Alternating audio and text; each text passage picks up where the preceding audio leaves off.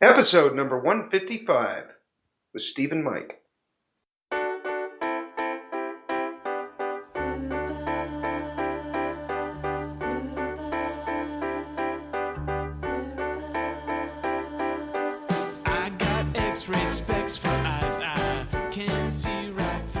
Welcome to the Heads Up Poker Podcast.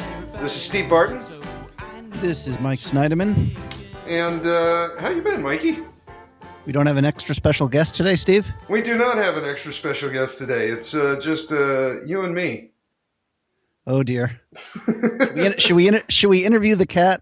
I mean, you and I, we've pretty much drained every ounce of blood and life out of these interactions, haven't we, Steve? Let's be honest.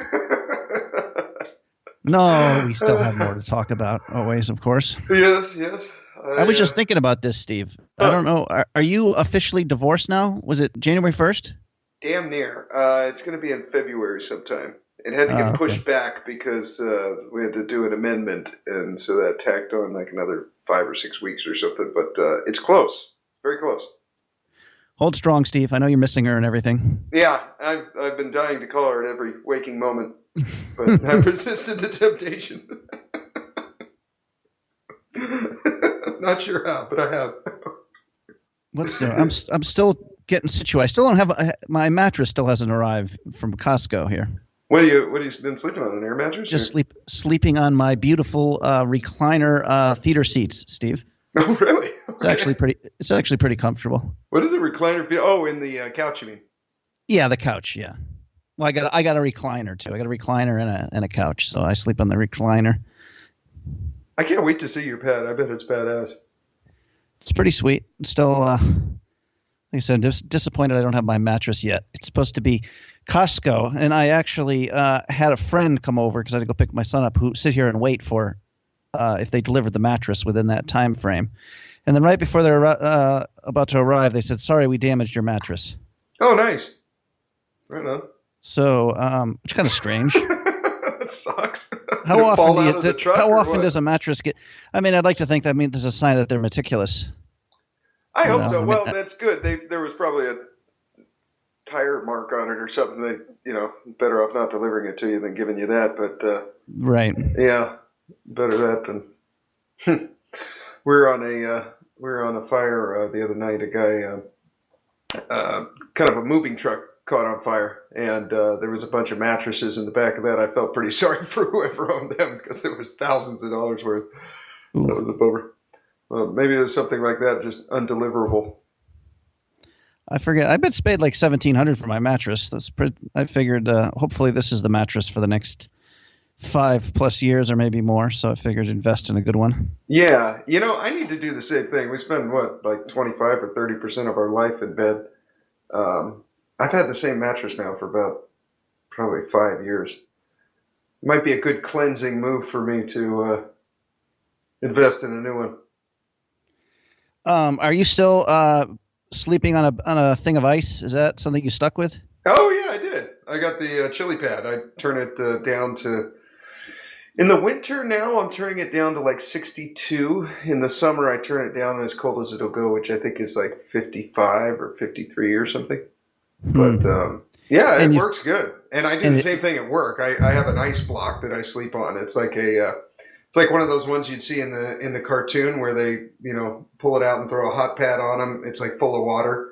One of those kind of plastic ones. I freeze that every night, and then I'll sleep on that at work. And it really seems to just put you to sleep quick. I was going to say, is it also supposed to be a heavier sleep? Are you less restless? Is that I forget what the clinical benefits were? Yeah, well, there's a couple of them. One of them is like increased immunity. Another one is there's a lot less restlessness. You just like once you are out, like you don't wake up until your alarm goes off. It's pretty cool. And you sleep faster too. So if you normally need like 8 hours of sleep, with this you'd probably need 7. Yeah, maybe you can text me a link to this, Steve. Give me because it's just I have weird. Sometimes I'll get home at 4 a.m. and then I just pop out of bed at 7:30 or something. Yeah, Then I go back to bed at 9 for 3 hours, and just taking 3-hour naps all day. So Yeah. I don't know. I think that this would probably help with that. I've got what size is your bed? Is it a queen or King? king? Okay, that's what I got. I got one of the single chili pad ones, so you just put it on your side, But they have like king size ones where if you want to get one for either side of the bed, then you actually have to have two cooling units. And another thing too about it is you want to make sure that you put it on a flat surface. You don't want to put it on like top of the carpet, or it just won't work, and you'll probably burn the thing up. So you want to have it on like a hard surface that's clear around it. You don't want it right next to a wall or nothing. But yeah, it works good. I swear by it. So what else is new, Steve? Have you been playing any poker at all?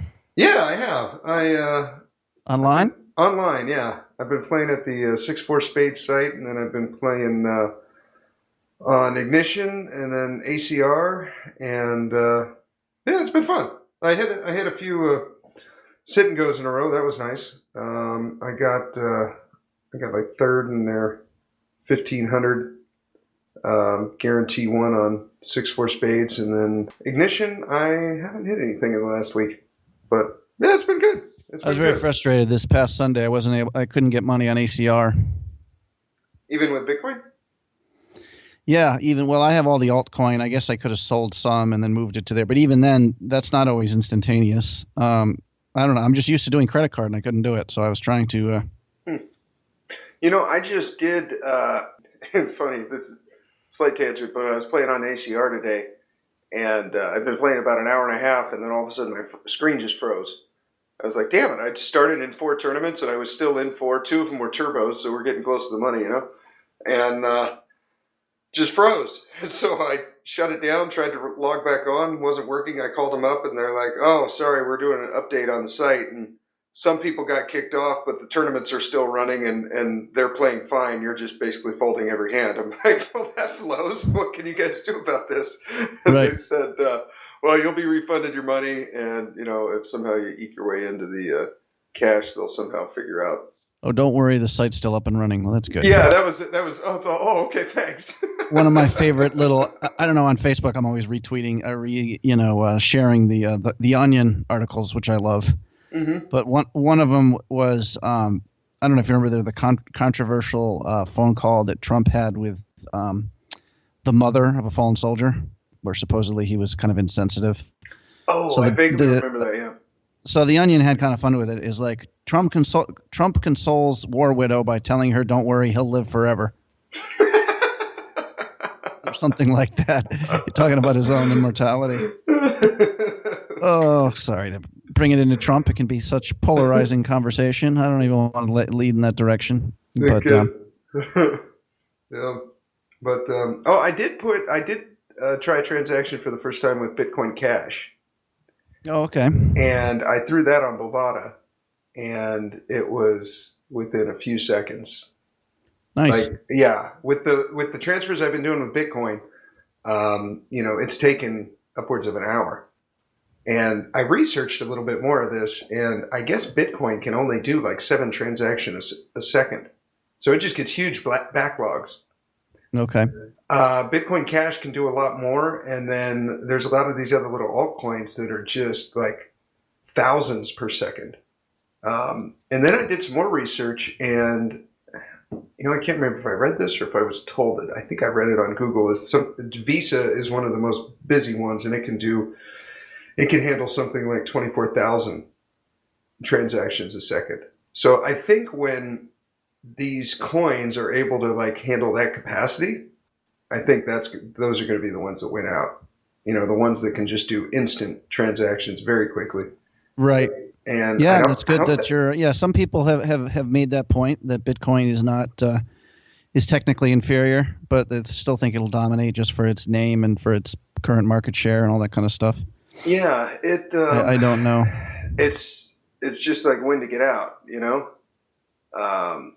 I can't remember the exact time of we spoke on the day. There was one day where I'd lost ridiculous amounts of Yeah, it was probably the same day that I went from having... The altcoins all went down like 50 or 60% over the course of my portfolio 2 went days. from 24K to 12. I remember that day well, yes. I won't forget. So we haven't really turned the corner and quite from that. The 2 days later, Bitcoin got back up to 13K, and I was like, okay, let's just get to 15K. It'll never see 10K at all again. And then it dropped right back down to 10. Yeah. So I have no idea what... But I was just going to say, I can't remember on that day. I did a bunch of, what's funny when you say research. Like when I research something, it's like I'll start studying something online, and then within 90 seconds, somehow my computer on its own switches to porn. Steve, it's a twitch. It's a twitch I have in my hand. No, it's the Google auto-populate. There you go. It's like like that movie Ted. Did you mean black cocks? Yeah, exactly. Oh, yes, of course that's what I meant. No, what was I going to say? Oh, I Googled 2018 crypto predictions. Mm-hmm.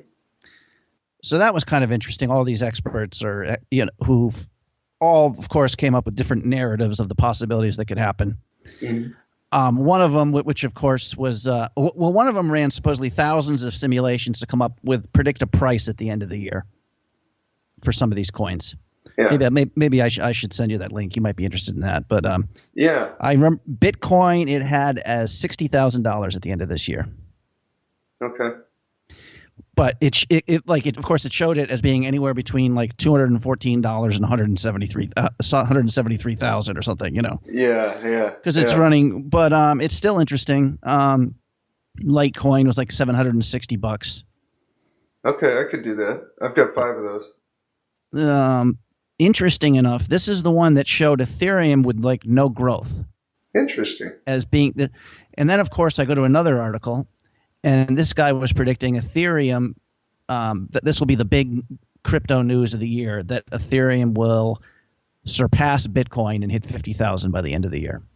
I mean, again, I can't. Do you remember reading anything about Bitcoin Cash? That transaction speed impressed me.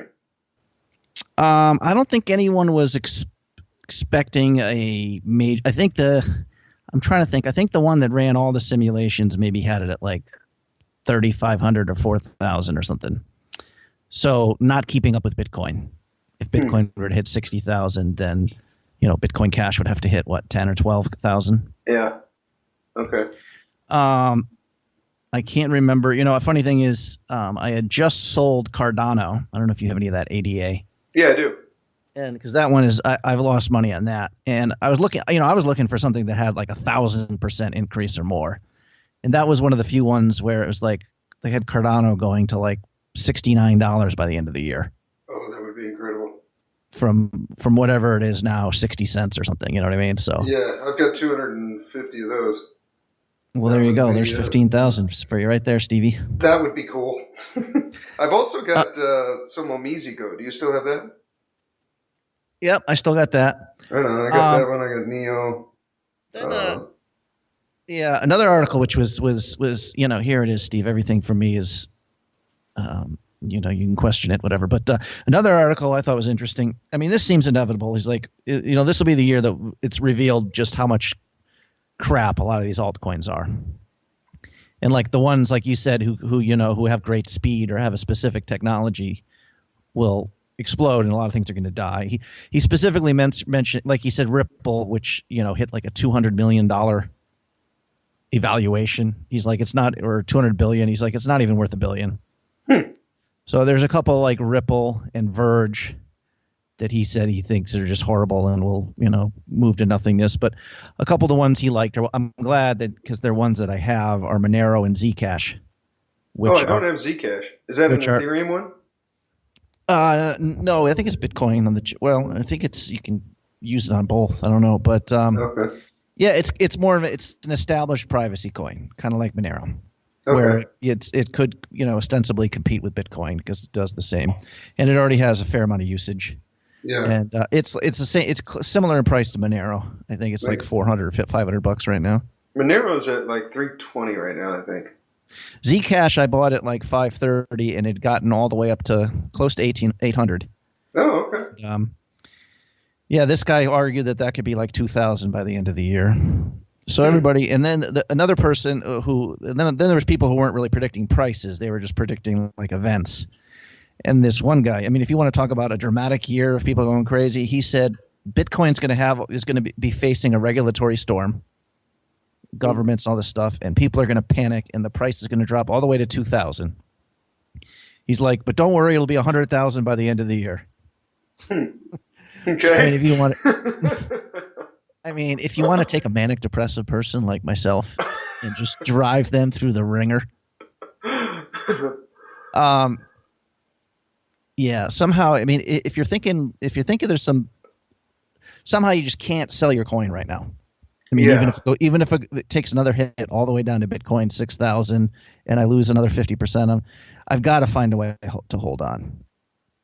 Which, I mean, we can get into like I said, this is why it's so bad that like this month I'm up $400 at the casino.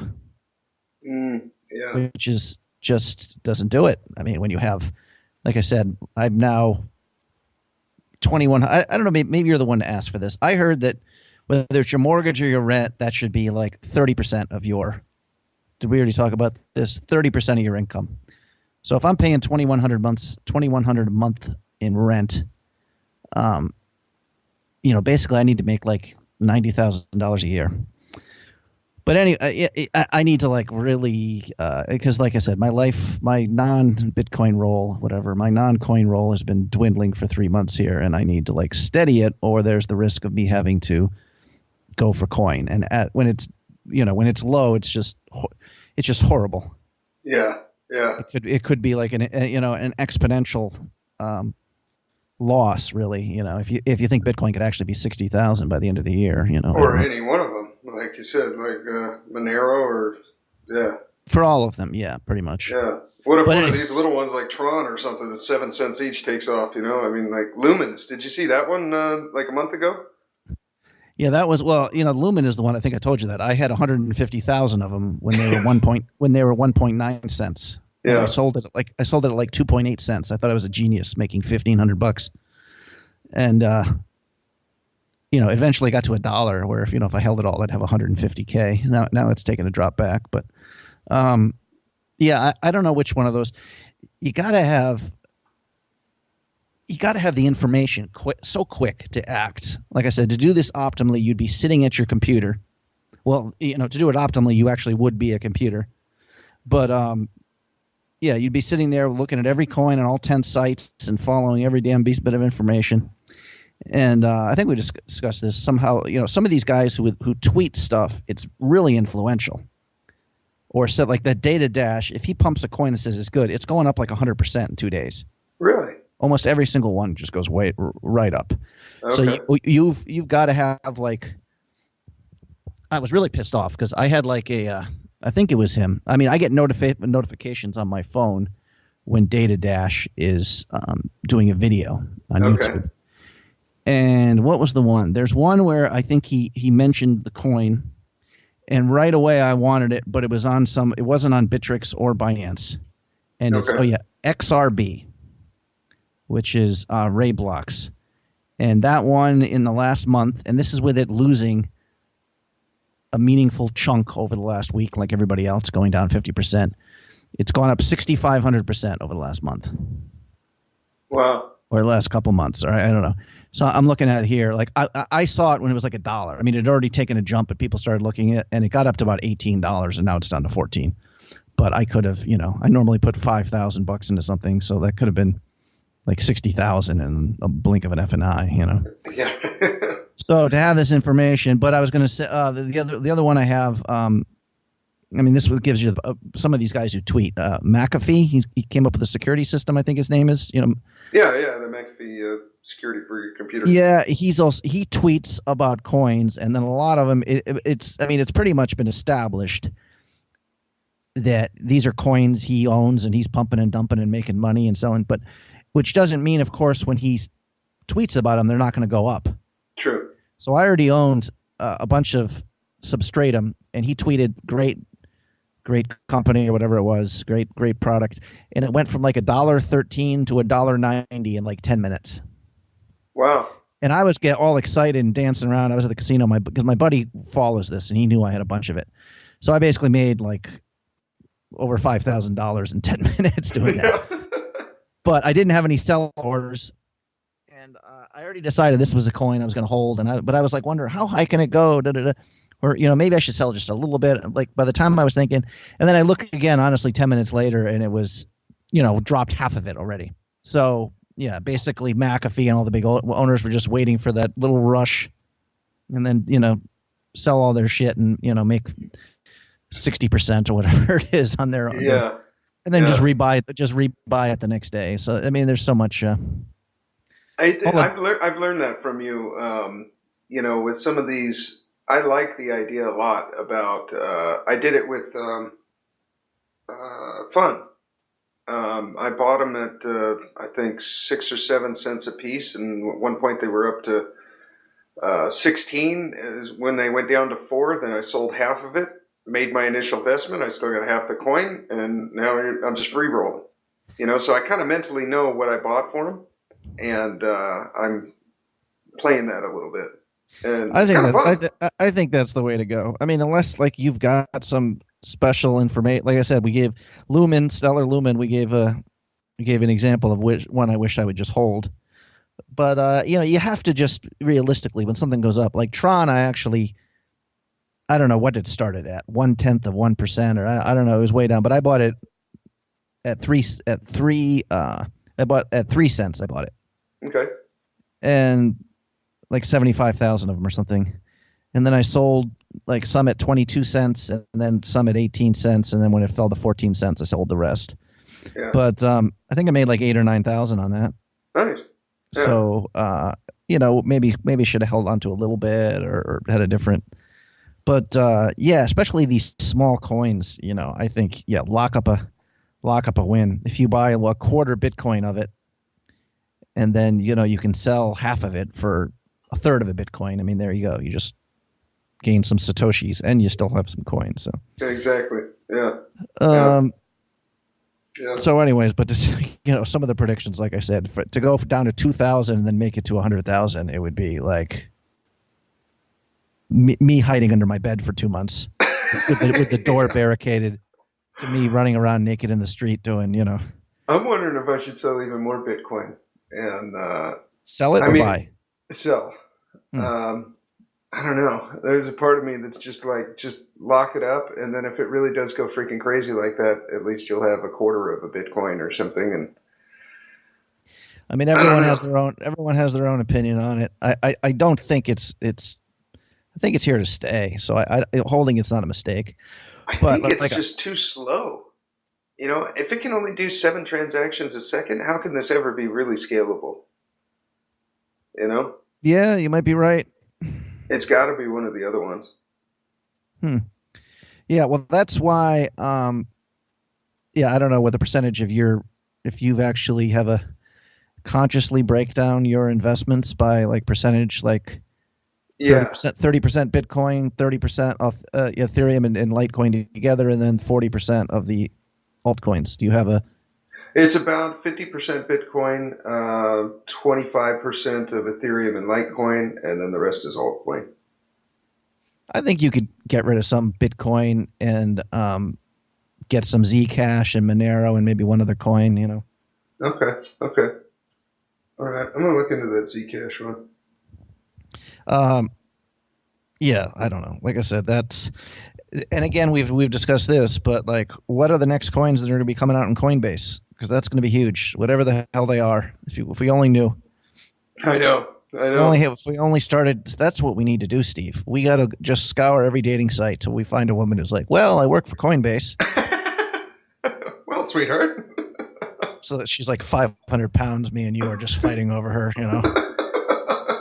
Steve's like, oh, by the way, I can cook. And that'd be the end of that competition. It would end right there. Oh, that was good. Yeah, but it's just like another prediction. This is one that had me kind of really freaked out. I know you keep all your coins in a wallet, even the altcoins, right? Not the altcoins. No, I just have the Bitcoin in a wallet. I should do the same with Litecoin. and Ethereum. Well, the altcoins, I have them all always on some sort of sell or buy order. Even though probably the Zcash and the Monero I'm not going to sell, but on the slight chance they explode like 300 or 400% one weekend while I'm not paying attention, I want to sell some of that. So you can do automatic buy orders on Binance. Yeah, in Bittrex, you just put sell orders, automatic sell orders. I know about the buys, but I didn't know about the sell. You just put like that. This is you just put it in the price you're willing to sell it for, and of course it's always over the market price or whatever it is. And, Okay. I'm going to do that. I'm going to set that up, then it'll just auto do it. Yeah, come up with in Satoshis, figure out. Like I said, a good way to do it is if you just want to double your original buy to lock up a win, and then you're free rolling. Yeah, then just sell half of it whenever it doubles, and then kind of thing. Yeah, that's exactly what I would do. And just keep adding to the Bitcoin total. But anyways, this one site was making predictions. And one of them, I think it might have been number one, was a major site gets hacked, which would be just horrible, of course, because we've established there's such a high end. I mean, obviously the money is huge, and you can't really trace this stuff as we have established. You know what I mean? Yeah. I mean, if you steal $1 million from somebody's bank, you've got to put it in a different bank, right? Where Bitcoin, you can, just hide it. So, this has already happened a few times. And, I mean, it's just we don't know what the hell is going on at Binance, do we? I mean, really. True. I mean, the fact that so many people, like I was discussing this, I'm like, are they just not even reinvesting their money into like their site? Because right now there's like people who want to get on there can't even do it. And then like someone was arguing, well, that's a good sign that they are doing their due diligence. They're not just accepting everyone. They want to look through the bank accounts or whatever it is. Hopefully you just have to kind of trust it and hope they're investing. Because like I said, if you're getting all the altcoins, if you want to get these dollar coins and be trying to spin them up, then you can't put them in your wallet. You just got to put it on Binance or Bittrex. True. There's no other way to trade them. So that's a good reason right there to, have a pretty high percentage of your portfolio in Ethereum, Litecoin, and Bitcoin. Probably. Yeah. Have you? I've been trying to I moved over some money from Bitcoin Cash to Ignition, but I wasn't able to buy more. Have you run into that? You couldn't buy Bitcoin Cash on Coinbase? Yeah. Huh. No, I have no idea. I've never seen that problem. Okay. I'm going to have to call them. I got to look. There's stuff that's always changes. I know, I think some of these sites you can just buy coin directly. You can give their coin rather than going through Coinbase and their absurd fees. Oh, really? You can't on Binance though, right? That's just a trading platform. I don't think so. I haven't really done I already know if you're going to be kind of trying to spin the Bitcoin, like, Bitcoin hits 15, you sell it all and then rebuy it when it hits. If you're trying to do that stuff, you have to get off Coinbase and go to GDEX. Okay. Which kind of its brother company. Yeah. I mean, at this point, it's, Bitcoin's been so good the last 6 months. I haven't given a damn over the fees, but if we're heading into a bearish market, you have to, pay attention to this stuff, obviously. True. Well, have you come up with some any aspirations or goals for this year? Might be a little late going into February, but I wanted 12 straight winning months. That's a good goal. Again, this month I'm up $400, so Friday and Saturday will determine my month pretty much. You know what I mean? So that one might already been shot to shit, and it really is. Steve, a good player with my cards and my situation. I mean, I've got it in real good in a couple big pots and lost, et cetera, et cetera. But if I knew what I was doing, I'd probably be up 4,000 or 5,000 this month at least. I gotta get better poker. Again, I got some specific. I'd like to not have to use any of my coin to pay my bills, but that's going to be real hard. Yeah. That's gonna be required. Well, me, I just spent, as we've already discussed, comically, I just spent like $20,000 decorating a 900 square foot apartment, And like the second I got my $80 sham in the Amazon box, like, Bitcoin dropped. Yeah. I lost, you know what I mean? But yeah, I would like to well, first of all, I need to improve my work ethic here a little bit. I want to play 2,000 hours this year. I think I played 1,400 in live cash last year. So 2,000 hours, and like $40 an hour, I think that should be where I'm at, really, frankly, in terms of skill. But we'll see if I can deal with success. By success, I mean that I have like a couch with no holes in it. Like my self-destructive temperament might demand that we create more problems. But I'd love to go to Vegas again, Steve. That's really not that great a priority. I mean, like I said, last year was so much fun. It's so much fun being there with those guys. It is. I mean, I went bankrupt last year, pretty much. I lost every dollar, and I still don't look back at it with misery. I look at it, fondly. So I don't know where that is on my list, but basically, I want to get a girlfriend here. Okay. I got actually a woman coming to fly and see me this weekend. Nice. Where's she coming in from? Coming in from Florida. Cool. Did you meet her out there when you were with your family, or? She's a poker dealer. I met her a couple of years ago. Okay. Cool. Yeah, nothing's gonna really come of it, Steve. She's young and beautiful, and I pretty much just said, why humiliate myself by offering details here? But anyways, she is. Well, young and beautiful doesn't sound anything wrong with that. Oh, okay. She is a woman. That's good. And I'm emotionally setting myself up though for try not to get too excited. But yeah, well, no, like I told her I'd get her get her a hotel room that I'm only 2 blocks from the beach. There's like a Best Western that's right up the street, like pretty much right on the beach. Yeah. She's like, oh, I don't mind staying at your place. So. Perfect. Yeah, we'll see how that goes, Steve. I'll give you an update on that. But otherwise, I'd like to same thing every year. I want to lose weight, make some more money, find a woman, work on my novel, make my mother proud.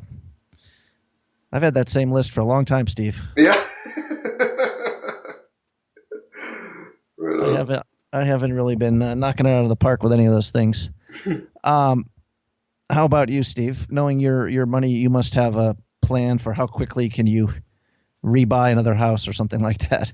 I wrote them down. I put them on my bathroom mirror, and the first one was mutually love an amazing woman. I like it. Yeah, I figured, I could use that in my life, especially what I just went through. Steve, that's I don't know. Okay, we'll go back to that. Yeah, sorry. Let me hear the list here. Okay. And I can mock them all individually afterwards. Yes, just tick them off your list mentally. Get your checklist going. In poker, win a WSOP bracelet. Oh, wow. Practice on 6-4 spades and ACR for 10 hours a week, over 500 hours a year. Sorry, what was the last one? You're talking about studying or playing 500 hours a year? Okay. Win tournaments and profits. Then as far as pilot, I want to get my IFR certification. That would allow me to fly through the clouds and not be limited nearly as much by the weather. I mean, I still couldn't fly through storms and stuff, but it really opens the door and makes you a lot more versatile as a pilot, being able to fly kind of regardless of the weather. Okay. As far as the radio show, profitable sponsors, continue getting big names and interesting guests. And then the last... Go ahead, Steve. Read the whole list. If it says dump mic, it says dump mic. Honesty. Don't sugarcoat it. Just get it out, huh? It says, always be grateful, happy, and above all, have fun. Smiley face. Okay, Steve. I like it. It's a good list. Yeah, I think it's a good... I'm happy with it. I get excited every time I read it. I'm not surprised. You have a pretty good turnaround with women here. I mean, it wasn't long ago before you're like saying the words, I could never trust anyone again. Yeah.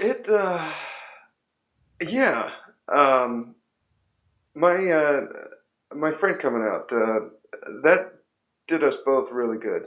It was really good for both of us to hang out with someone that was kind of not like each other's exes, and it kind of put things into perspective. Like for both of us, I think that okay, not everyone is like that, and it was good.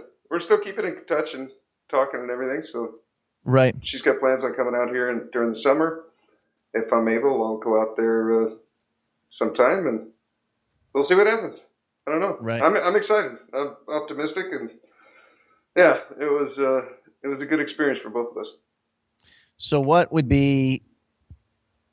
So let's draw a list of important things with a woman here. What's number one now?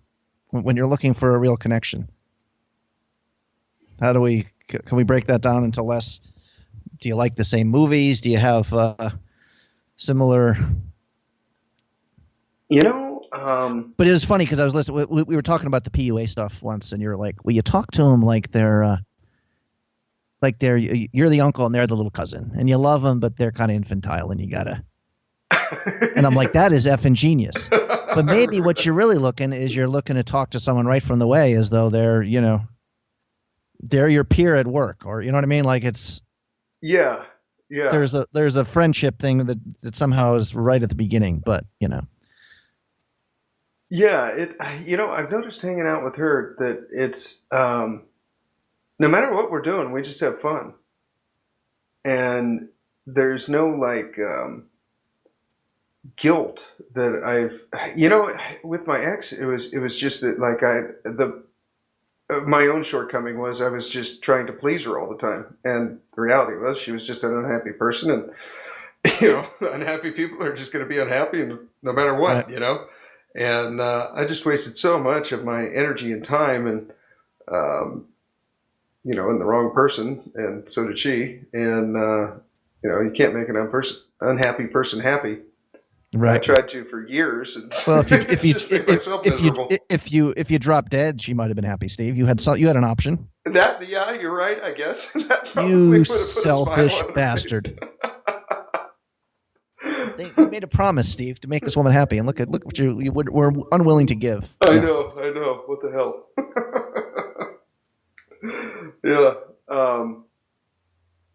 Yeah. Just be open to.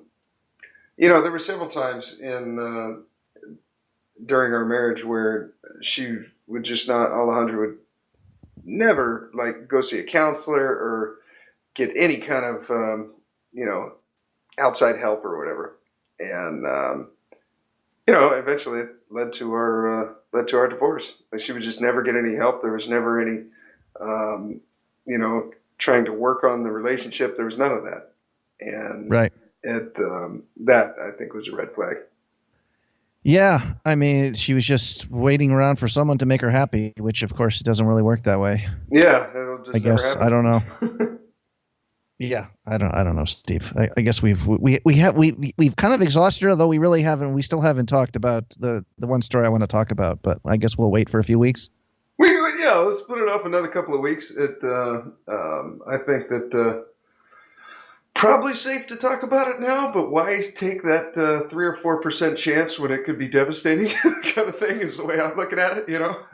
Well, we kind of already teased it before a little bit, where I said, Steve, someone tried to kill you, but we can't talk about that right now. So, I mean, this is, I don't know. Murder is still taboo in this country, even in California. Even in California, they still frown upon it. Where pretty much anything goes. Yes, they still frown upon it. They do. I'm trying to think about mine more. Yeah, mine is really, it's pretty narrowly money focused here. Which is, well, I mean, I already think I told you, I tweeted on it. I'm not playing any poker tournaments till at the very earliest WSOP. Mm-hmm. And if I go to Vegas, I already told myself I'm not going to play any tournaments even then I'm not going to go to Vegas unless I have certain amounts of money in the bank. Where I can show up, I can go to town, I can show up in town with 20,000 and lose it, and it doesn't really affect my overall life roll in a too dramatic a way. Yeah. So Bitcoin would have to have a healthy little stretch for that to be a possibility, probably. If Bitcoin hits 30,000 by June, Well, And we got maybe 5 months. yeah, Look what it that's did in possible. December.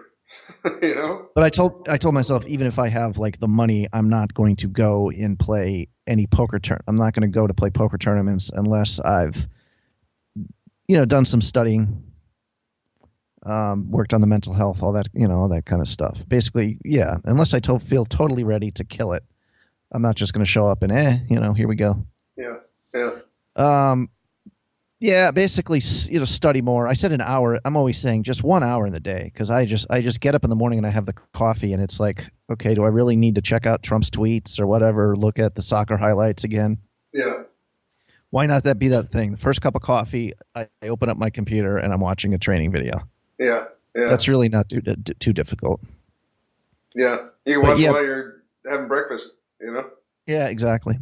Basically, try to find a way to make 80K is like the big one. But yeah, hopefully, I do think like losing weight will be. I had a pretty decent workout today, Steve, for the first time in a long time. Good. What'd you do? I did. This one guy who lost a lot of weight at work kind of suggested it, and he because I'm like, well, I'm like exercise. I'm like, I walk on the beach, man. That's that's just pleasure. Well, at least I'm moving around. And he says, he knew exactly which beach I have, and they have like long stairs to get from the beach up to the street. He's like, spend just 5 minutes sprinting up and down the stairs. Yeah. And then take your walk. Right on. So did we do it, or have we yet to do it? No, I did it. Well, it wasn't like a sprint. No, I was definitely breathing pretty heavily. I went up and down 3 times. Okay. And this wasn't a kick-ass workout, but for me, your heart rate goes, and then it stays at a semi-elevated state if you just keep walking. Yep. Rather than sitting down after workout, so I'm still exercising. Good. This is modest, but again, the beaches. I'll be walking on the beach every single day. Pretty much. Good. So yeah, a beach workout. And like, there's no reason I can't make it a little more rigorous. Actually, swimming, of course, is just about the best thing. And the Pacific Ocean can be kind of cold this time of year. It's it's pretty brutal. It's yeah. So there's not. It's about like jumping in the cold shower, except it's your entire body, completely submerged instead of. But it only takes a minute or so to kind of get used to it. Then after that, you're just in it. So yeah, lose weight and then financial. Try to get some financial stability. Who just, like I said, I've got a blueprint for all this shit now, Steve. It's not theoretical. I see guys. I've been playing with guys for a couple years now. Yeah. I know what they make an hour. I know what I have to do, and it's time to get some work. I actually have a couple. It's time to get I was getting a little bit of help from Alex, of course. But he's teaching full time, doesn't have the time. To get it's a good investment to get a coach now for cash games. Yeah, yeah. So I'm going to contact Joe. Oh, good. LaPinta maybe, and I actually have a couple hands here for you to discuss spots where I'm kind of scratching my head. Okay.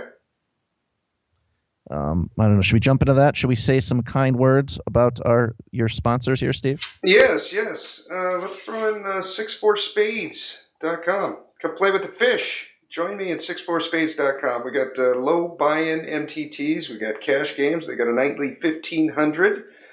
I love this site. There's no HUDs, so the pros are not playing there, and this is where the fish come to play. This is as good as it gets. Join me and get your rake back. You use the code HUPOKER, just like for Elliot Roe, and you get 15% rake back. You can deposit using crypto, PayPal, or even a credit card. 64spades.com, where the fish come to play. Do you use the numbers or the words to get it? HUPOKER. It's all caps. Oh, well, your site. Okay, I got you. Yeah. Yeah, so you go to 64spades.com, and then when you deposit on there, you put in the coupon code, and then you'll just automatically get rake back. So whatever tournament you buy into or cash game, you'll automatically get 15% of that back. Okay, it's pretty slick. I like it. I like it. Why pay the full rake back if you don't have to? Absolutely. All these sites offer rake back. You got to take advantage of it. Oh, you got a hand? Yeah, sorry. This was last night, and I open UTG1. I have 2 red jacks. I make it $25. Okay, 5-5, right? Yep. Okay. The button calls, and the small blind, who has about $1,100, makes it $150. Okay. Big blind? Big blind falls back to me. Okay. How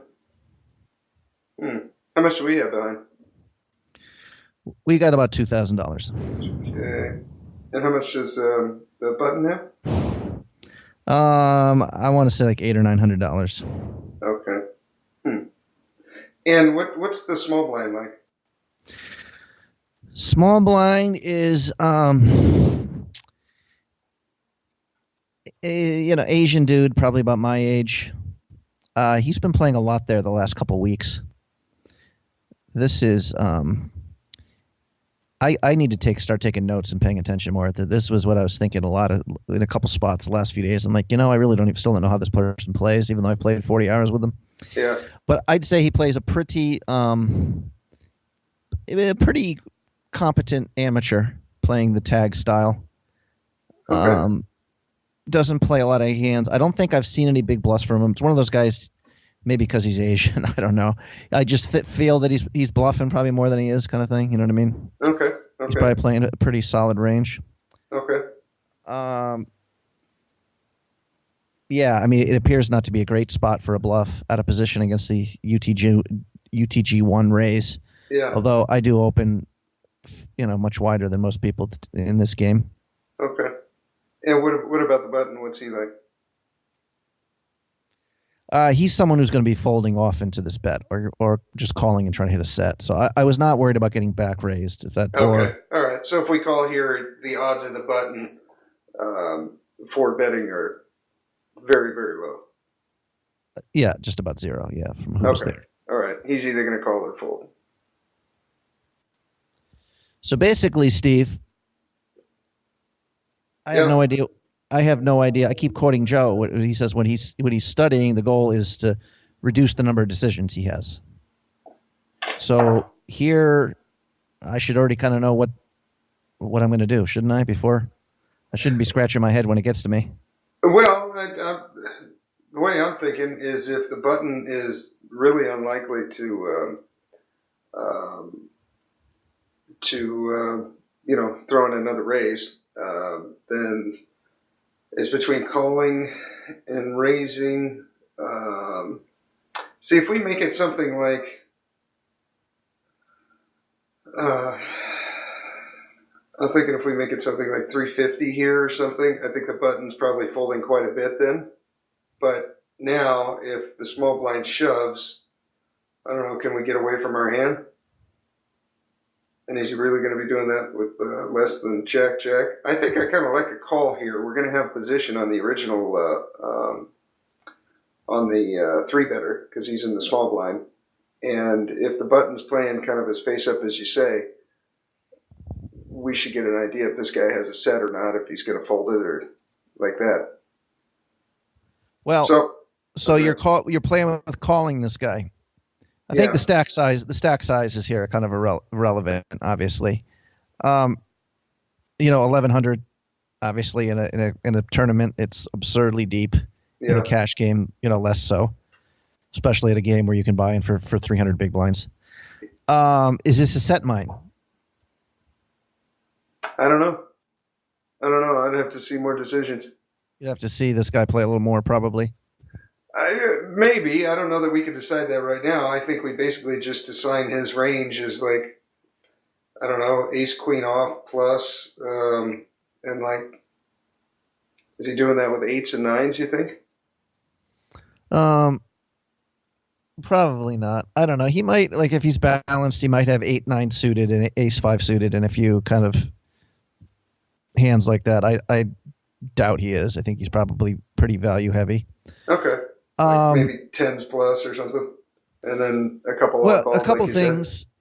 Yeah, I mean like if you don't know what you're going to do to a four to if he shoves on your four bet, then four betting's bad. I would say Yeah. if you're not confident, unless you think he's just playing such a narrow range that if you knew for sure that this is a guy who always folds queens if you re-raise and then it's I guess you could do it. But no, I think that is the worst option. But is even I should bet the overall game. What if the game is really good? Like you just had a couple loose players who were just throwing money around, and would this be a fold? Would that change for you? If you let's just say on your right, this isn't exactly the situation. Let's just say on your right was a guy with 300,000 who with $3,000 who's v-pipping 50% and never folding a pair. Then you just fold to this 3-bet, right? Oh boy. I mean, these are the things that I don't know. I mean, I'm smart right. enough about poker to ask all the right questions, Steve, but I still don't have an answer for how to play jacks in a 3-bet pot is something that comes up quite frequently. I've talked over several of these hands with Carlos, and he's got an approach to it. I don't know if it's correct, but I find myself whenever I'm playing, 4 tables on a Sunday or something, him kind of those words in the back of my mind kind of come up maybe 3 or 4 times, and it's usually like, well, I really don't want to 4-bet fold queens here, so I guess I call. It's like right. This one might kind of go into that category. You can call right here, and you got a guy that's playing face up behind you. You're going to have position on the original opener. You're super deep. Let's take a flop and see what happens. You got position.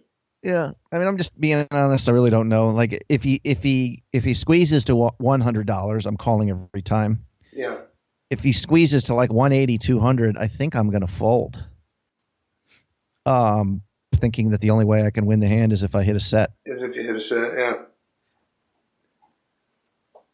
Yeah, that might be some sound logic. I think that this sizing, I don't think I could fold. I do call. Okay. And the button calls, and it's a king high flop, and the guy leads out for like $330 or something, like big bet, and I fold quickly. Yeah. Okay. Because when I called pre, I was kind of just couldn't figure it out, but I decided, well, this is a set mine. I just don't want to be chasing a lot of money here, unless I had open ender or if it was 7, 8, 9. If I had the gutter ball too, maybe I call one street. But especially when he bets that big, yeah, I don't think there's anything to do but fold. I don't think so either. I threw in the bigger sizing probably makes it less likely he's got ace king or aces, but I don't know. Some people aren't. You can't get people, and you can't really try to judge the plays of the casual players like you would maybe play it yourself. So I mean that sizing. There's he's like betting what pot and no a little bit. What would that be? 150, 2/3 pot or 3/4 pot. 3/4 pot. He's pretty much committing himself to like a turn shove. I'd probably pick a different spot. That's me. I threw in these ranges here: jacks against aces through tens, ace queen, ace king, suited and offsuit, and then I threw in a couple of. I threw in 8-9 suited. I threw in jack 10 suited, but I'd probably take that one out and put the ace 5 suited, like you said, because we block jack 10 suited. But throwing that into the equity calculator, it's basically 50-50. Right. And that's, like you said, if he's got some bluffs here, which he probably doesn't. Yeah, the positional advantage, I think. I mean, basically, yeah, in my mind, these spots come up. I'm like, well, Jesus, this is, I haven't had a big pair in an hour and a half here. This is such a strong hand. But unless people are exploiting and doing that to you relentlessly, not respecting your opens, you can fold jacks here. It's really not a big mistake, I don't think. I don't. Oh wait, you mean on the flop or pre-flop? Pre-flop. Oh really? I don't think I could have folded. I just think. Well, let's put it this way. I was up. I was up a good $500 or $600 without. Just finding easier spot. I just think it's just a tough spot with playing a Jackson 3-bet pot. But it's probably, I guess, folding is bad. Like, but that in a vacuum, like when you say, well, I'm opening 22% of hands from this spot or something, then you can't fold jacks when you get raised, obviously. But it might be a guy who's not even paying attention to how often you're raising, and it's just, I think I played it properly. Yeah, I think so. I think calling here is good because you got position on the opener. Now, let's say you opened and then he 3-bet behind you. I might be less likely to call because he's got position. His range is going to be a little bit weaker because I think because he's 3-betting there, it could be more of a bluff because he's got position on you. But I don't know. His range is pretty strong from the small blind because he's doing that, so it is stronger. But you got position on him afterwards. I couldn't resist flicking in a call. But I wouldn't be able to call on the flop. I'd be folding that too. To that sizing, especially. Jeez. Yeah, I mean, he made the decision easy for me. Yeah. It was one of those spots where I was happy to see an overcard too, frankly, because I just didn't want to. Yeah, you're like, does he ever not have kings here? I mean, on a 4-4-7 flop, if he bets the same amount of money, are you calling? I mean, then there would be 900 on the turn, and he would have whatever 700 in his stack. Yeah, and then if you're calling the flop, I think you got to call the turn. Boy, I don't know. That I think I'd have to decide in the moment, but I'm leaning towards a fold as well. With that, is he really doing that with Ace Queen? Well, then 4-bet folding might be a better play than calling, and then be willing to call down when you've got small cards. Yeah, you might be right. Maybe it is a 4-bet fold. No, I don't know, Steve. But like I said, the fact that I've been playing poker for 7 years and I still this is a head scratcher. But like I said, I don't think this is a really easy spot for a lot of people. Probably this is one of those, again, against some of the regulars there who are taking these spots frequently. This is probably a 4-bet call it off, or just call down unless there's like an ace and a king on the board. You know what I mean? Even if it's for 300 damn big blinds. Otherwise, you're just going to get mauled in the game. If you're playing jacks to hit sets, you cannot beat the pros at this table, and there's always at least 3 or 4 of them there. So, but again, they're not going out of their way to fuck with me on this just because they know I'm going to 4-bet call with jacks. You know what I mean? So yeah. I wouldn't beat yourself up about this one too much. I think it played fine. Yeah, to me, this was just a good example of a spot that I need to be more confident in. I want an answer here, not just like I said. I kind of feel like I played it right, but I might not have. There might be better choices there. Yeah. Yeah.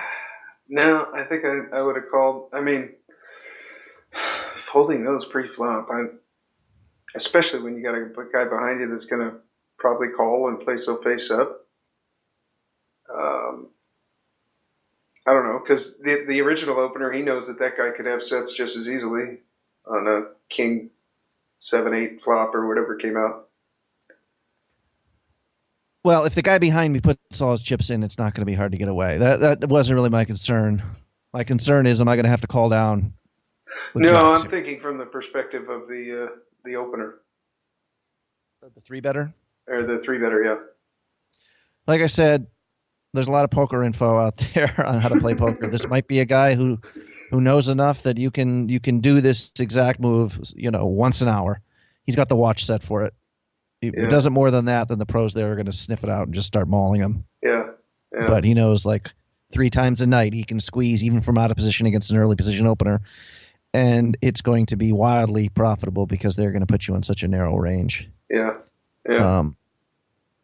But again, yeah, I don't know. I think it's probably a, but I think the guy does bluff sometimes. I'm not sure in that spot, but yeah, it's just this would be one that I would like to talk with Joe about, not you, Steve. Frankly, is what I'm saying. Is that what we're getting down to? And to do that, I need to hire a coach here. So. Do you have another one that we can butcher? Yeah. Let's see. UTG1 makes it 25. The cutoff makes it 25. And I have ace jack suited, 2 spades on the button. So 25 and a call. Okay. What do you remember the stacks of the opener and the cutoff? Let me try to remember from last night. I don't know. Everybody at the table was probably between 1,000 and 1,500. That's my. Okay. Everybody had at least 200 big blinds. Okay. Sorry, I didn't write it down. And then what are the UTG and cutoff? What are they like? I think UTG. I think they're UTG is not opening super wide, but he's got probably any pretty ace. He's ace 7 suited. He's probably opening a little too wide. Okay. Probably in that spot. He should be opening 15%. He's probably opening 20 or 25. Okay. And the cutoff guy, he's kind of a casual player. Doesn't play a lot of hands. Again, he's like never trapping there. Okay. Kind of similar. If he's got a big hand, he's raising. And to my left, though, are like the 2 pros, including the guy on my direct left in the small blind, who's this Brazilian guy who's, if not the best player there, one of the top 3 and makes a lot of money there. Okay. And he will prove to be the villain here. Okay. Well, first of all, what would you do with this hand? Would you? I'd 3-bet. Yeah, I'd like to get heads up with one of these players, possibly both, but it'd be nice to get heads up with one because it sounds like our hand dominates what they're going to be playing. If you're saying that he's opening any pretty ace, opening too often, the UTG1, cut off as a casual player. I want to get heads up with one or both of these guys, so I'd probably make it 150. Something like that, 160, maybe a little bit bigger. We'll have position, and what we don't want is the small blind or big blind to come along.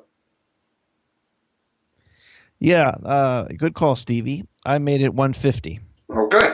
Right on. And the small blind makes it 425. Yeah. Okay. Big blind folds. Yeah, it folds back to me. And me and him are both, I think at this point I have 17 or 1,800, and he has me covered. Oh, God. What a shitty spot. Because he knows what you're doing. And this guy really he really punishes my squeezes pretty free. This guy does pretty well against me. He's set overset me 3 times the last few months, and twice felted me. And I've only once have I felted him. I think he's felted me like 4 times. So it's plus. Yeah, he's just a bot, man. This is a guy to play. He'll sit there for 24 hours and not misplay a hand. You know what I mean? Wow. No emotionality to his game whatsoever. Yeah. But yeah, you kind of. Yeah, again, this leads to like a general view of taking a step back and looking at my game. First of all, in this spot, I folded. First of all, maybe I need to jam that a certain percentage of the time. That's what I was thinking. Yeah. Because otherwise, he's just going to run over you. Even if we lose it, is that a profitable play? Oh, yeah, that's just a shitty pretty spot. much every last night he cracked my aces where I called his hand. I'm like, you got 2 pair on the river here every freaking time, and he did, but I paid him off. So I mean, I pay him off, so I don't think he bluffs me that often. But yeah, if I'm opening wide, and again, when I'm opening wide, if there's a couple amateurs, they're going to be 1 or 2 flats. It's very predictable. He's going to squeeze. Once an hour he squeezes there when I open and someone calls, and it's good for $50 an hour there because I don't really have to fight back against that because he's not like he's doing it every time I open. Yeah. Because he knows I'm not the type to put up with that. Then me and him are then he's going to have to be ready to play for stacks every hand because that's how I would respond to that. Yeah. I think it's so. Yeah, a couple things here. Like for my range to look stronger to him, not to the other players. Do I need to? I mean, I guess I could induce there in certain spots. If I had Ace King, maybe the move is just a flat there. If I think there's, so that's a possibility. One way to counteract his. The other one is, do I need to? I mean, I think I ISO too much.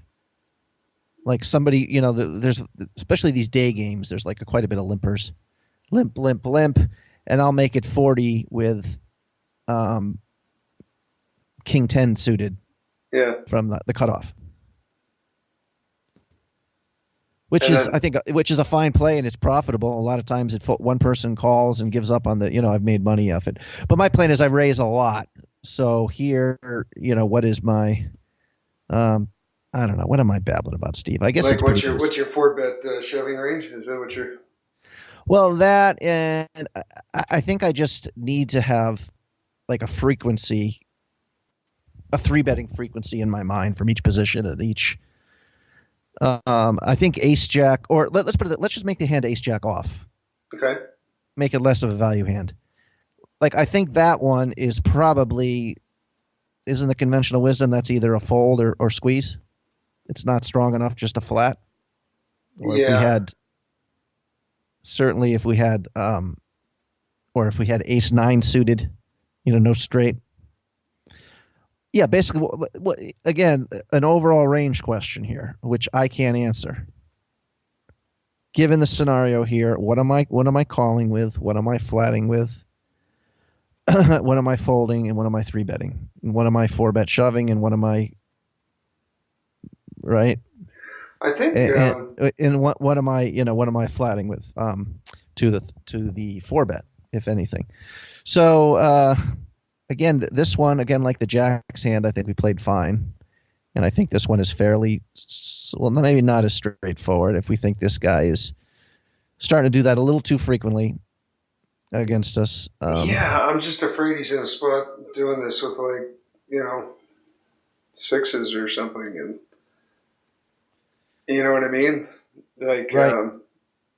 It's just, feels dirty to fold this, and at what point do we just take a stand? And if Ace Jack suited ain't it, then well, again, I feel like he could just completely run over us. Right. Again, the overall quality of the game says I'm not really trying to mix it up with this guy, but if he's pushing edges against me and I'm not pushing against him, then I'm, giving up equity there. Yeah. So this guy like I said, I said to Alex, I really should know how to play poker. I've been sitting here for 3 freaking years with this guy. I won't say his name. And I've been watching him make whatever he makes, $80-$90 an hour for 3 years now. Yeah.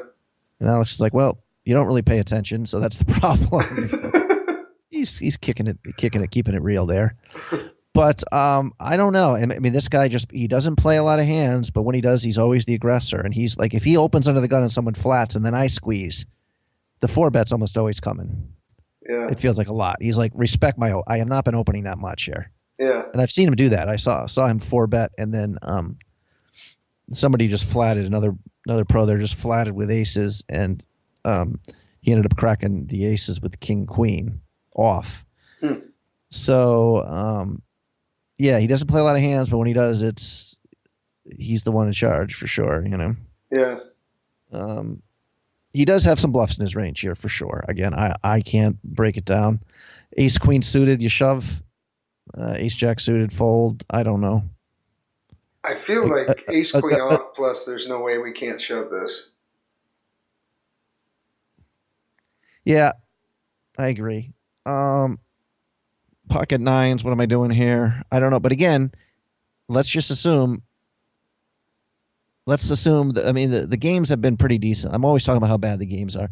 There's been a couple factors for that. There's a couple guys who are on vacation. But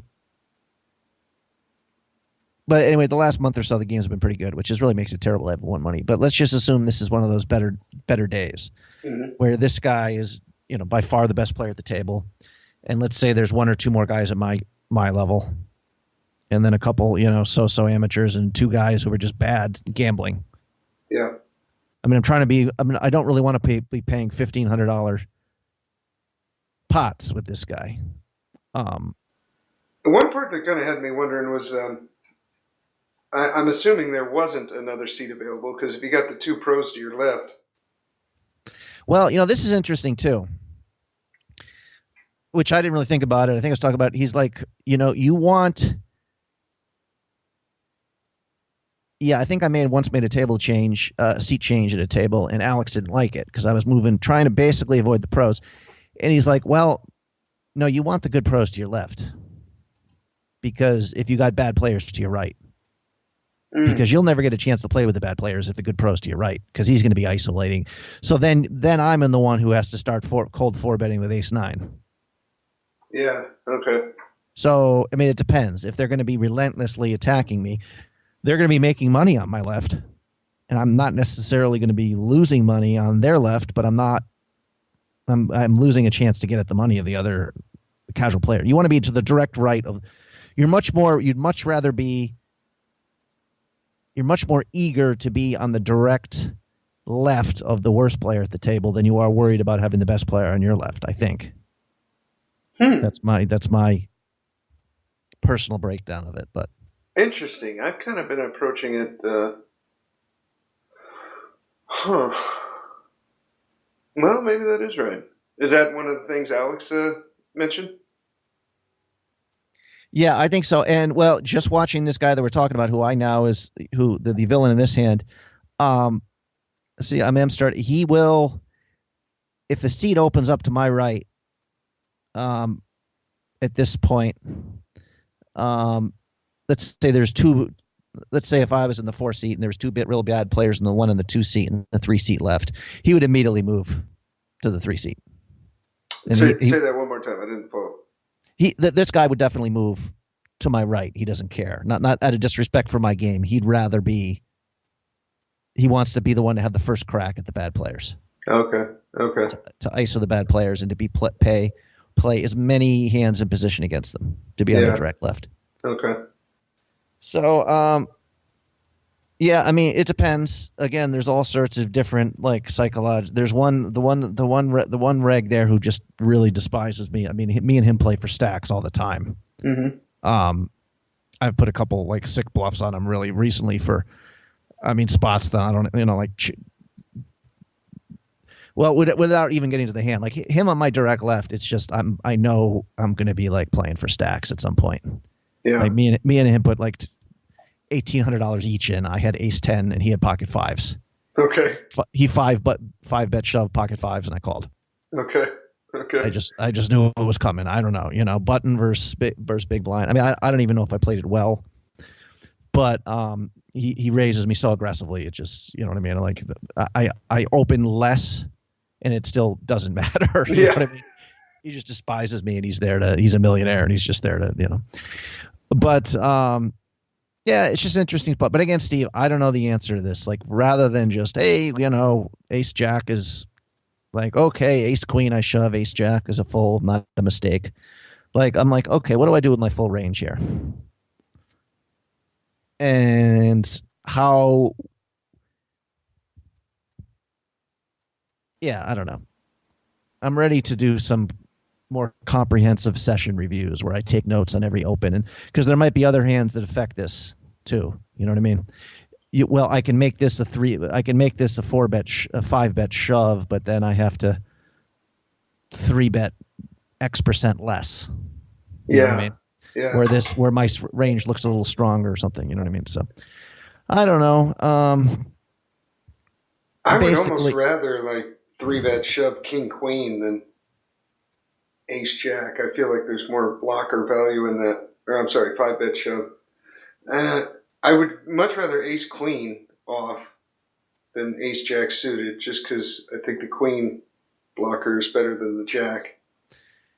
and yeah, and a lot. I mean, I can say, well, I don't really. I can pass on this spot because, yeah, there's a pro that let's play with the amateurs. But a lot of times in this game, there's like 5 pros, Yeah, 3 amateurs I'm playing against, and 2 of the amateurs really are playing jacks plus and aren't giving a hell of a lot of money away. yeah, And for the top pros there, the money comes in going after the pros who aren't as good as you. yeah, You know what I mean? So I either yeah, need to get up and get away from the table if that's the case, or I need to know how exactly I'm supposed to play this hand. yeah. Fuck, man. I don't know. This is so close. Like when you mentioned it, and then you said he made it 425. I'm like, okay, so we have to fold or shove. Like what? I don't think we can ever call here, and then have $900 in the pot, and only 600 behind or whatever it is. Yeah, unless like if it was a very exploitable tourney pro who I know had was 3-betting way too much and c-betting 95% or something, then I could say, well, I'm just going to call and just shove any flop, Yeah, and it's profitable because he's going to miss 80% of them. yeah. So again, like how would the stack sizes affect this? If I only have $1,100, then it seems like I really can't shove. I got no fold equity. What if I got $2,500? What's the proper number of big blinds effective where I can actually flat here, or is never flatting an option? I would think if you're big enough, you could. But what did you say you had? 18? Yeah, something like $1,700 or $1,800. But he has $425 or whatever it was. I mean, that is 85 big blinds. Yeah, yeah, I mean, that's a big bet, regardless of how deep we are. So again, Steve, I mean, I don't know. Like I said, this guy, I'm just going to throw it out that he makes $80 an hour there. yeah. I've set a modest goal of 40, but why shouldn't my goal be $80 an hour? Well, You what know? could you what could you do Babe, to your game that would up it to that? Like, what's the biggest thing you could think of? get a really good poker coach and study more. There you go. And I would need to know some real GTO. This is the number of hands I'm 3-betting with here. This is what I'm doing to 3-bet to a 4-bet and with every part of my range. But basically, I think still the game is, like I said, I'll be happy with $40 an hour right now. Yeah, And I think that is not so much knowing maybe specifically how to deal with these spots, as just using good decisions in terms of game selection. Walking away from the 5-5 and playing 2-3 on some nights is no big tragedy. yeah, Even if by going to 2-3, my max profitability is still $25 an hour. It's still better than being in a EV neutral game, especially if it's 1 in the morning and I'm liable to tilt off some chips. You know what I mean? Tilt off some money. yeah, So we'll keep repeat the game selection and then tilt management, and just like I said, Alex's number 1 rule is do not pay them off on the river. People, just the bluffing frequencies aren't that high. 99% of the people who walk into a casino, it's pretty, like you said, it's pretty simple. Just bet your hands big, get paid. Don't pay their hands off. It's a little more than that. But I said, yeah, their yearly goal, get better in poker. But like I said, there's really no reason for me not to. It'd be a worthy investment to get a real good coach at this point, I think.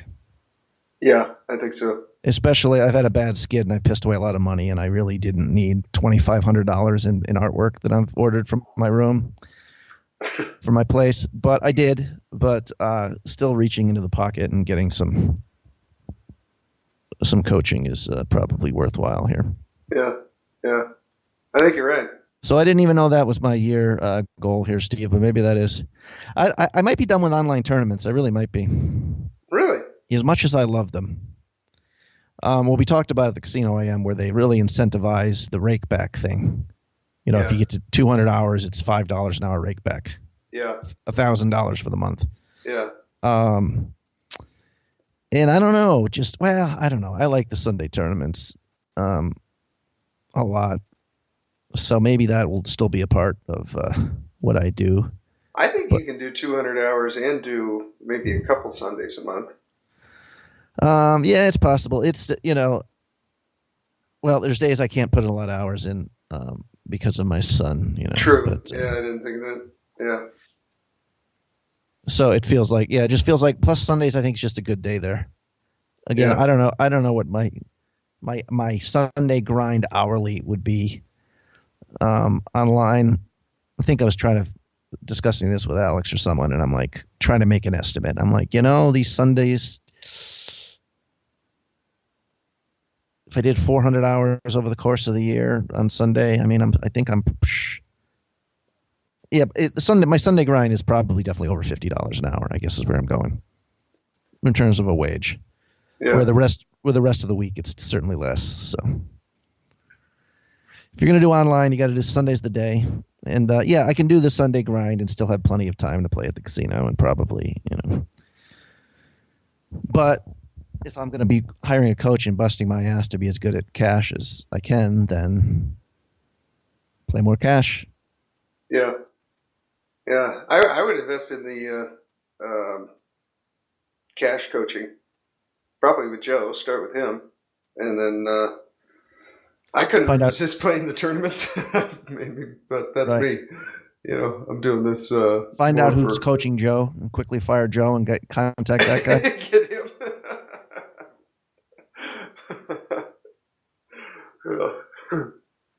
Or maybe I'll talk to Alex first and see if he can do some. But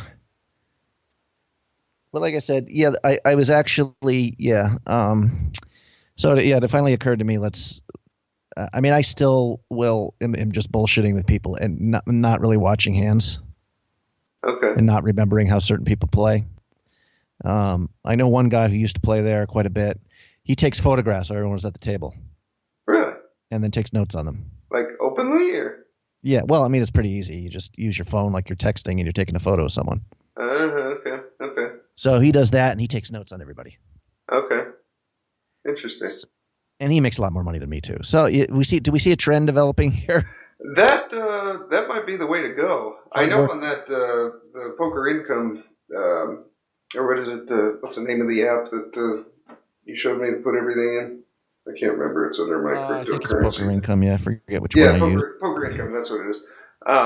You can enable a part of that app to where you can take notes on players. I haven't used it. I only used the tournament one, but that might be a way to do it too.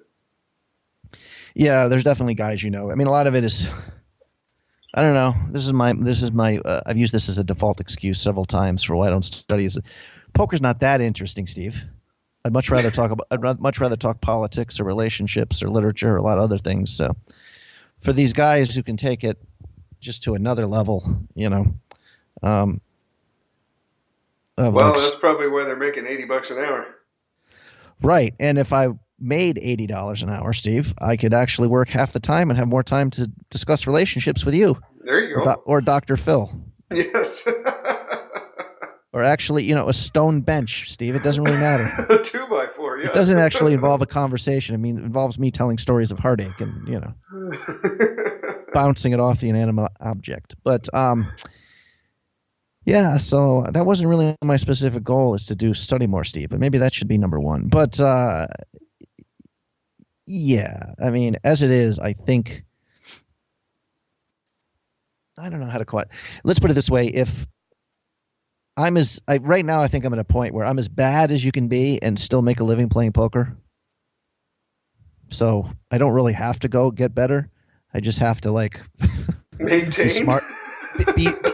I have to avoid the tilting and know when to quit. And but Elliot's big thing was where the one little light bulb moment he had for me, which of course I haven't followed, was to set an alarm, and after 8 hours, it's quitting time. Yeah. He says, and I'm like, what if it's a good game? He's like, no, good games you leave. Only great games do you stick around for. Yeah. So even like the good game is not a good enough excuse to stick around. So that might be a good one. But basically, I mean, I'm a decent, solid enough poker player here where I should be able to meet my little $80,000 a year desires. But I think so. I that think one of involves your not biggest pissing a leaks lot of is that involves not pissing a lot of money at tournaments, and that also and furniture. involves not being lazy. I got some edible pot recently, Steve. Interesting. Do tell. Well, if you talk about ruining work ethic, that'll do it. well, I just decided. Well, I know some guy there who's doing it, who does it for back pain. Okay. Just kind of, and yeah, the first couple times I actually did it before I went, which was a mistake, and took like a really small bit, but didn't matter. After like 30 minutes, I went over to my car and took a nap. Just completely worthless.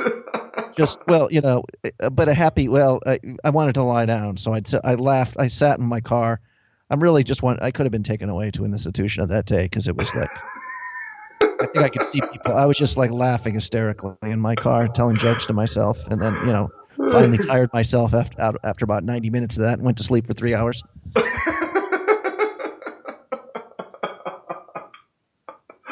Oh, that's awesome. It's amazing. This one guy I'm buddies with, and he came over with. He's high all day. I guess you just get used to it. I mean, and he's a businessman and runs around and he can do all this stuff just high as hell. Like, to me, that people actually use this like before they work. Never. I mean, for poker, I guess it's possible. I don't know, but I think there's a couple times when only when I was like coming down off it, or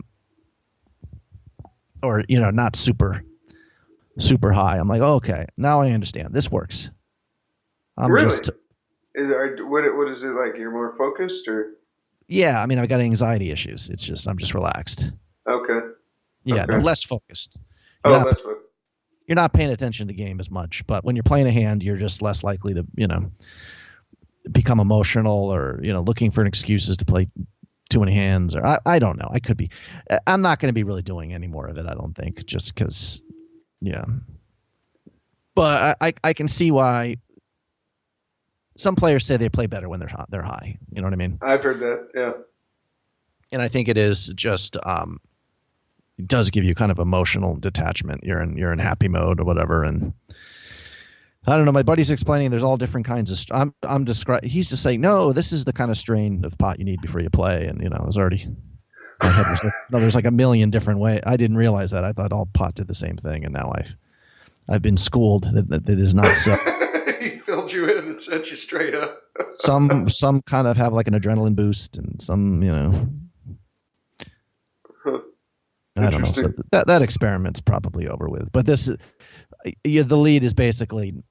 I mean, like I said, I was saying I have the skills now, and I have at least the bankroll, at least in the moment, where if my goal is $40 an hour, and there's nothing holding me back from that other than laziness or drug use or what I mean? Like I said, why be a $40 an hour player or whatever the year will end with? Probably a little less. 40 might be high for me, frankly. I don't want to talk about. I mean, I was a losing cash game player 2 years ago. Last year was my first winning year of playing cash. Good. And the numbers were not great, but by the last few months they were pretty good. And I'm like, feel like I kind of have a glimpse of the $50 an hour range. But this year I'll settle for 40. But again, there's no why not. Why should I be settling for 40? I took a goals class that Elliot put on, and one of his things was he said you should aim a little high, and he said that you shouldn't even be able to attain it probably 4 out of 5 times. So 80% of the time you're going to fall short of your goal. But the problem is if you set it too low, that's all you're going to get. Right. Okay. So by setting it a little bit high, just knowing that 80% of the time you're not going to reach it, but 20% of the time you are going to go over, you got to aim a little bit high and just accept that you're not going to quite get it. So Okay, $50 Steve. an hour might be the way to go. You know, it's still realistic, and it's very measurable. Okay, And I just switched it. I want to make 120K this year, not 80. there you go. And if I make 80, I can live with it. Right? But the other way, you probably only would have made 80, and you could have made less. But now Right. you can make 120, and you're more than likely going to make 80 or 100. I like it, Stevie. Right? Positive thinking, homie. Well, let's wrap this one up.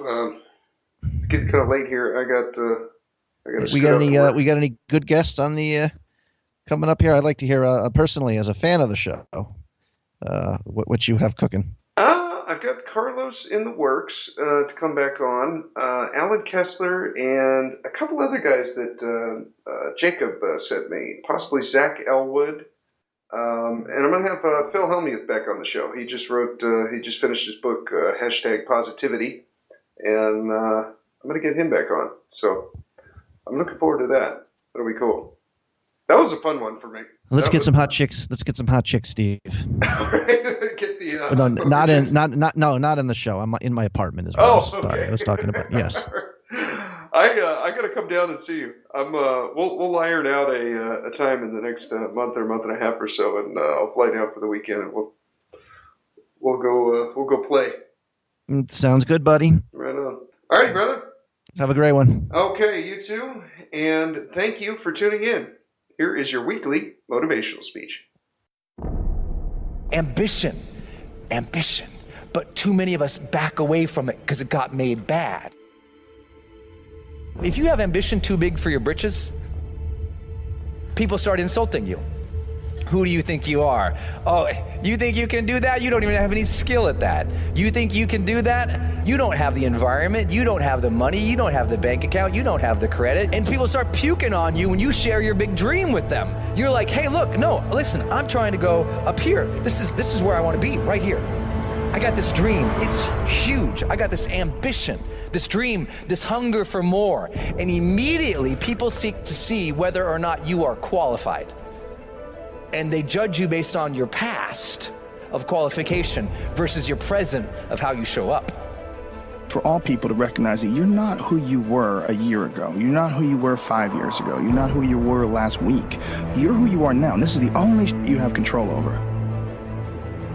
Most of you are not doing what you want to do with your life because you're worried about somebody else's opinion. The number one addiction in the world today is the addiction to other people's approval, and that's because we don't approve of ourselves. The only way you ultimately make things better for you is, man, you start believing in you, and you don't let all the negatives drag you down, and you don't let all the noise distract you.